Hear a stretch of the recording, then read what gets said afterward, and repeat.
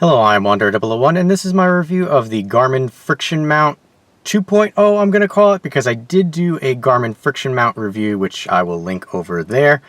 For the original design of the Friction Mount, this is the newer design. Granted, neither design is particularly new. They're both kind of old at this point. However, this is the newer version of the Friction Mount, so I figured I would do a review of it since I have both of them now.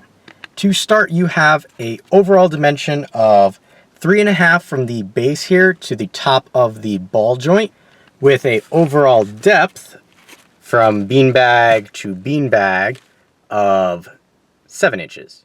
Now I'm just going to start at the top here. The ball joint is in a fixed position, so you have this L ball joint here, which will work with all of Garmin's actual backing. So whether you have something like I have, the Garmin Nuvi 2599, link over there, or the Garmin Nuvi Cam, again, link over there.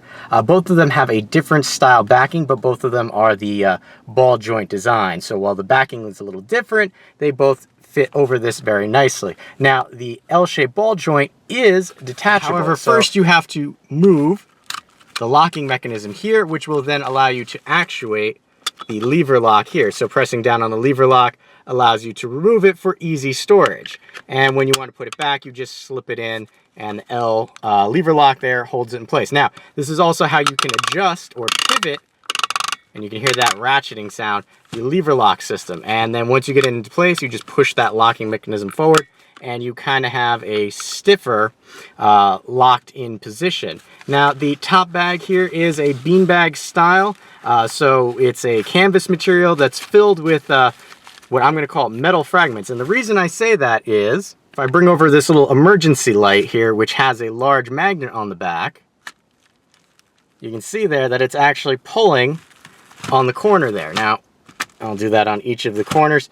So the beanbag mechanism here is actually filled with metal fragments of some sort. So you have to be a little careful where you place this, or else it might interfere with some of the electronics on your car. So I just want you to be aware of that. That's one of the downfalls of this particular model. Now, if we flip it over to the bottom here, it does have this slightly rubberized, grippy feel material at the bottom. You can see the stitching there. The stitching is rather well done, so you don't have to worry about it coming apart on you too easily. I've probably had this for about 6 months now and moved it from car to car, haven't had any issues.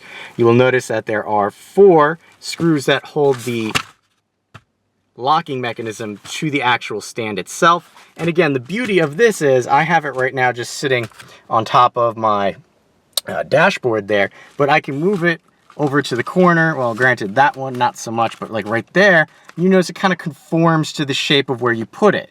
So that's one of the benefits. Now, I have used this with several different GPS, mainly the 2599 and the Garmin Nuvi Cam. Now, I will say with the Garmin Nuvi Cam, which is a 6-inch GPS, this is a little too big for this particular device, for this mount. Now, you'll notice that I kind of have it sitting on this, having the ball joint sitting between 2 of the beanbags. Now, that's because when I have it thusly, where it sits right over a beanbag, it was a little too much for the mount here to deal with. Now, I'm going to show you what it looks like with the 2599 attached. So here we have the 2599 attached. It's at a slight angle only because I'm trying to keep my reflection off of the GPS, but you can see just how close the 5-inch GPS here is to the actual beanbag mounts. Now, if you had a 6-inch device, it'd pretty much be resting right on these these little beanbag mounts here. Now, I want to show you something that I find to be a little bit of a downfall with this. Now, with the 5-inch, it's a little easier to move and readjust because of the way the ball joint is. But if you have a 6-inch or even this little 5-inch, if I push on it, you hear that clicking. Well, that's the ball joint here moving. Now, it is in the fully locked position, so it should not go anywhere. So that's one of the downfalls of this particular friction mount as opposed to the other one, which had a permanently mounted L joint that just kind of went up and down. So I want you to be aware that if you try and adjust without actually holding the ball joint, now notice I'm pretty much moving it all the way around. So if you don't hold it first and then adjust your GPS, you're going to move the actual fixed ball joint, and that could be a problem. Now, one of the other things I want to talk about is the fact that because it is a friction mount, there is a little bit of shake to the GPS when you have it mounted to this.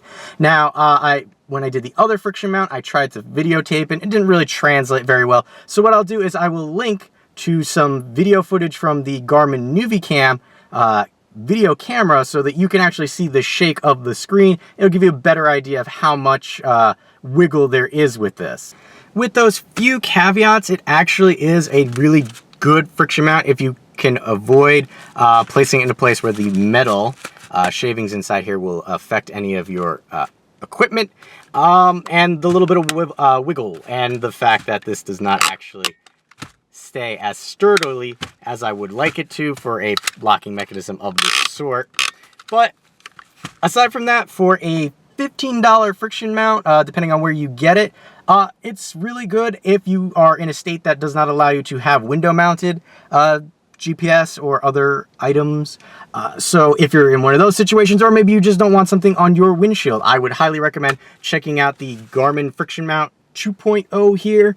And with that said, I have been Wanderer 001. If you have any questions or comments, please leave them in the area below. And as always, thanks for watching.